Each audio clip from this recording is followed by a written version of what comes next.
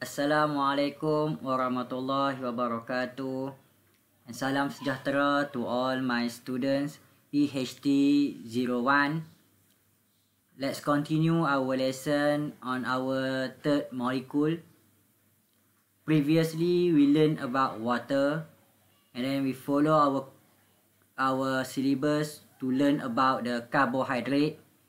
And then third molecule that we learn today is lipid. Setiap hari kita akan merasa pelajaran yang kita pelajari ini semakin lama semakin mencabar. Namun pelajar, percayalah, saya akan cuba untuk yang terbaik untuk memudahkan kamu belajar, dan saya harapkan kamu dapat memahami konsep ini mengikut flow yang betul. Baik pelajar, molekul yang kita pelajari untuk kali ketiga adalah lipid. Lipid ini dilihat sebagai satu molekul yang besar, large molecule. Saya tak gunakan perkataan makromolekul dalam menerangkan lipid, dan saya tak menerangkan lipid ni sebagai satu polimer. Apabila kita bercakap tentang lipid, lipid ni hanya dicirikan sebagai large biological molecule. And lipid does not include true polymer. Sebab apa lipid ini tak dipanggil sebagai true polymer? Sebab lipid ini tidak dibina daripada repeating unit. Nanti kita tengok macam mana struktur lipid ni yang saya katakan dia tidak dibina daripada repeating unit. Kalau kita compare lipid dengan molekul yang kita namakan sebagai polysaccharide. Polysaccharide is a true polymer. Polysaccharide is made up from the repeating unit of the alpha glucose, ataupun polysaccharide juga boleh dibina daripada repeating unit of beta glucose. Berbeza dengan lipid, lipid ini tidak dibina daripada repeating unit of monomer. Sebab itu lipid ini bukanlah true polymer. Lipid ini apabila kita lihat dia dalam aspek karakteristik dia, lipid ini they are insoluble to water. Lipid is a hydrophobic molecule. Sebab apa lipid ini adalah hydrophobic molecule? Sebab dia ada hydrophobic region. Hydrophobic merujuk kepada satu molekul yang does not favor to the water. Dia tidak menyukai air. They are not favor to the water. So, lipid ni apabila kita letakkan kepada air, maka bila kita kacau dia tak larut kepada air tersebut. Struktur lipid ini adalah berbeza dengan monosaccharide dan disaccharide.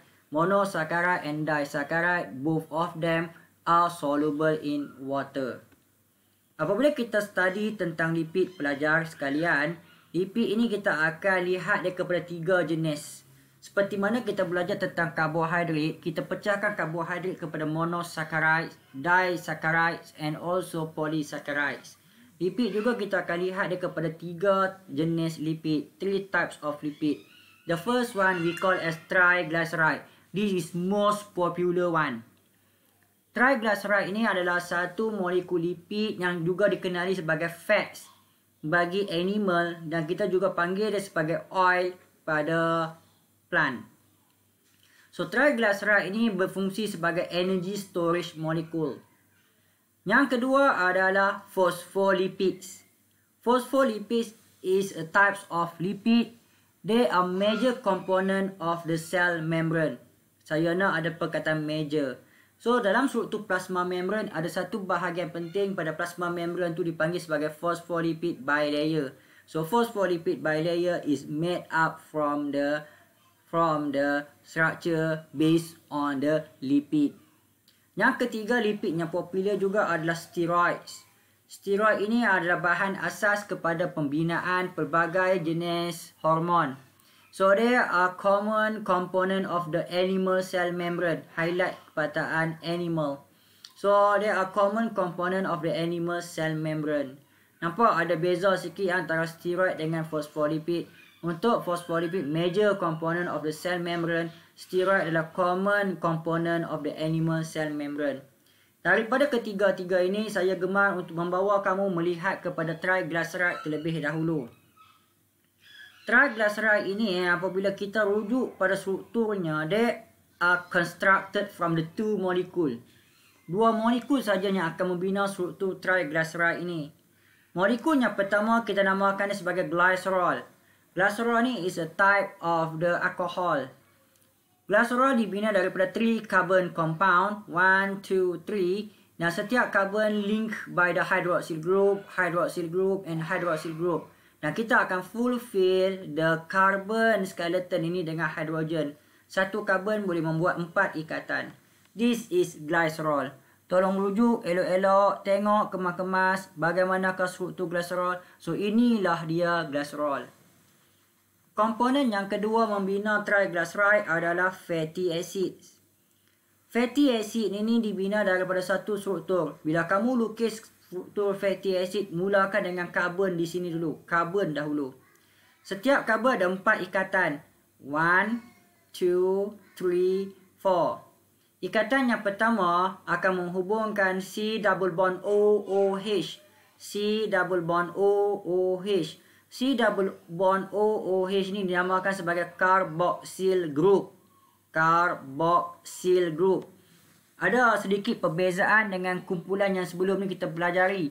Sebelum ni kita sebut perkataan carbonyl group untuk monosaccharide. Tapi sekarang ni kamu jumpa carboxyl group. Carboxyl group sekali lagi dia adalah C double bond OOH. So kalau label dia label macam ini.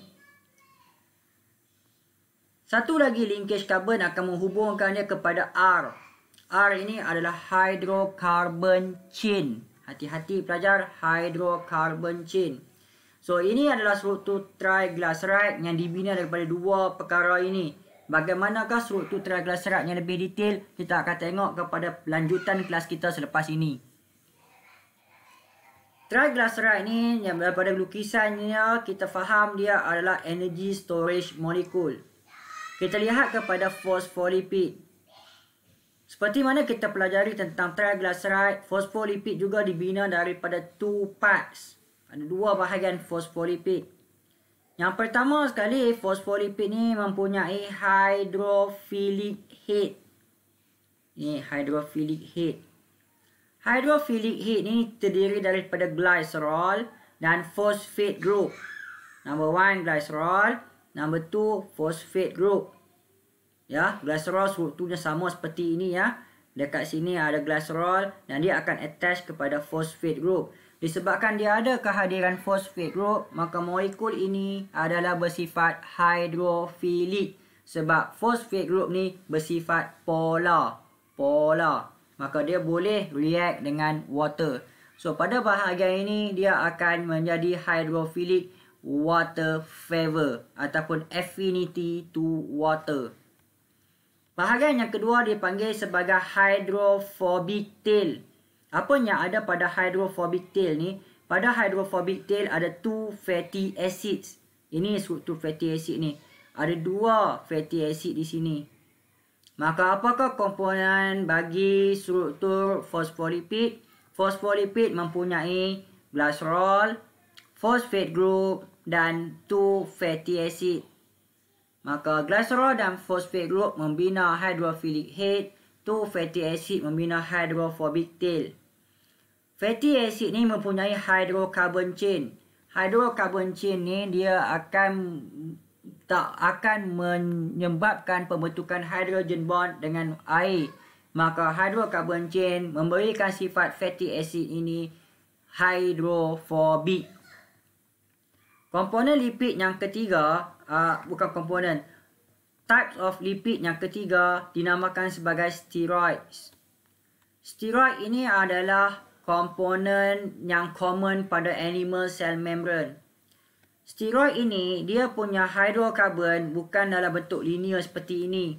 Hydrokarbon dia akan membentuk ring. So the carbon skeleton consists of 4 fused ring.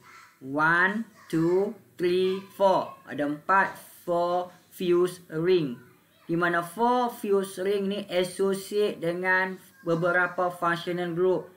So ini adalah steroid. Kalau kamu nampak bentuk ini adalah steroid yang kita cirikan dengan carbon skeleton that consists of 4 fused ring. So apa yang kita dah pelajari pada pelajaran kita pada video kali ini, kamu dah pelajari bahawa beberapa sifat lipid. Lipid ni bersifat insoluble in water they are hydrophobic molecule. Semua lipid ini adalah hydrophobic. Triglyceride hydrophobic, phospholipid hydrophobic dan steroid juga hydrophobic. Namun, ada sedikit modifikasi kepada phospholipid. Walaupun dia bersifat hydrophobic, dia ada satu bahagian kecil iaitu hydrophilic head. Bagi triglyceride, dia dibina daripada glycerol and 3 fatty acid. Berbeza dengan phospholipid, dia dibina daripada glycerol, 2 fatty acid and phosphate group. Dan steroid pula, the carbon forming the 4 fuse ring. So itu saja pelajaran kita untuk video kali ini. Saya harapkan kamu dapat study dengan baik. Good luck untuk kamu semua. Kekalkan semangat. Assalamualaikum warahmatullahi wabarakatuh. Dan salam sejahtera. Bye semua.